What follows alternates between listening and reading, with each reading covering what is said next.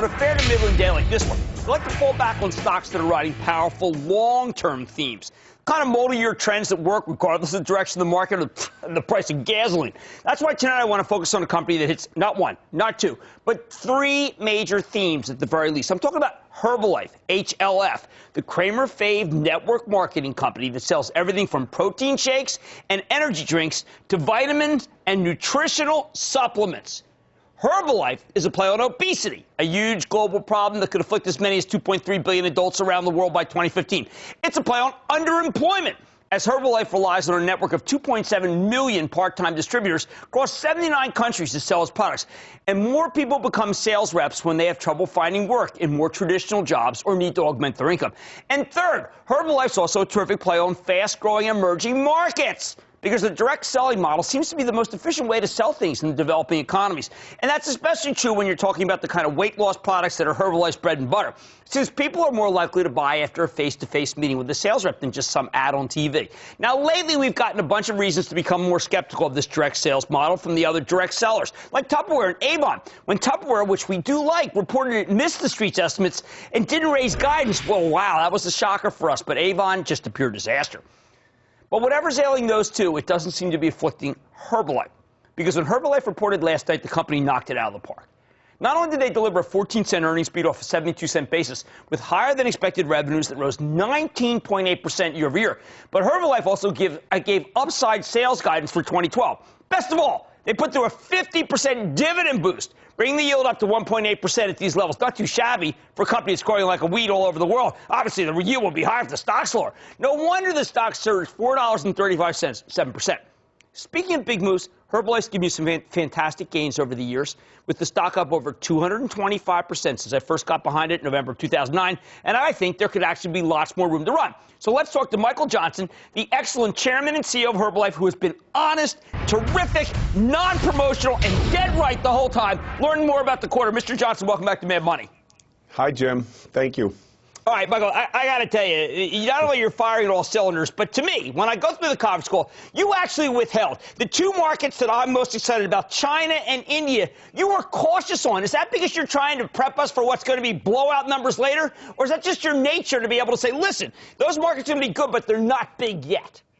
Well, I think it's the latter, Jim. You know, these markets, when they're new to us, they go through an uptick, and they go through kind of a surge, and then they straighten themselves out. And as these two markets, especially India and China, get to the daily consumption model, get to the idea that many distributors around the world have embraced, which is this club model, daily consumption, working with people on a daily basis. When we see that strong fundamental in place, and we have a lot of metrics that track that, then we're going to get excited, and you'll hear us talk more about it. Okay, because, you know, I mean, that's one of the reasons why I think the story has multiple year legs, is because if you can replicate Mexico in India, I mean, wouldn't it be gigantic?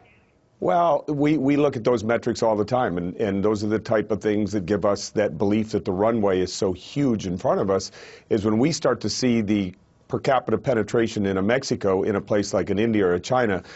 You and I are going to be talking a lot. Right. Yes, we are. Okay, obesity, underemployment, emerging markets. Each quarter I try to figure out which was the big trigger puller. This one, it seems like everything hit, right? Well, we're at this incredible intersection. People are underemployed or they're unemployed, and they're looking for extra money, whether full-time income or part-time income, and our company has a great track record in both areas. Obesity, as you mentioned before, 2-3 billion people around the world are trying to fight weight. And, you know, another interesting thing, and Madeline Albright, who works with us, always says this, that half the world is trying to lose calories and the other half's trying to find them. And we're sitting in the intersection of both. It's a pretty luxurious place to be. But at the same time, Michael, Allergan having trouble with its lap band, Weight Watchers having trouble making the numbers. What's different about your obesity product than a very good, sophisticated drug company like Allergan and a company whose bread and butter is Weight Watchers? Well, Jim, I think it's, and you and I have spoken about this before, it's our social model. It is the fact that you can come to a nutrition club, you can have a personal coach, you can have somebody work with you. It's an unpressured environment. It is, we have weight loss challenges. There's a lot of different methods for losing weight, and it's a terrific, terrific product. The right amount of calories, the right amount of nutrition.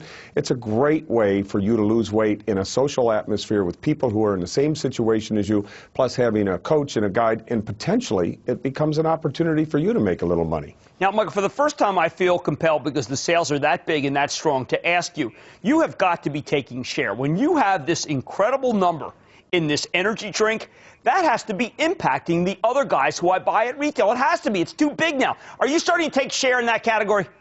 Well, we think we're, and we don't know the exact statistics on this, we think we're the largest seller of what they call a meal replacement shake, although I think it's a great meal, in the world. We're one of the top users of protein. Our suppliers tell us that soy protein is one of the ingredients that's in our shakes, as well as whey protein. And we have been told by our suppliers we're probably the dominant user in the world. So, you know, whether we're taking share or creating share, I'm not sure. All right, now, 6.5 million independent reps work for Avon in 100 countries. That company is falling apart. Can you not cherry pick their top people and tell them about your product and get them involved?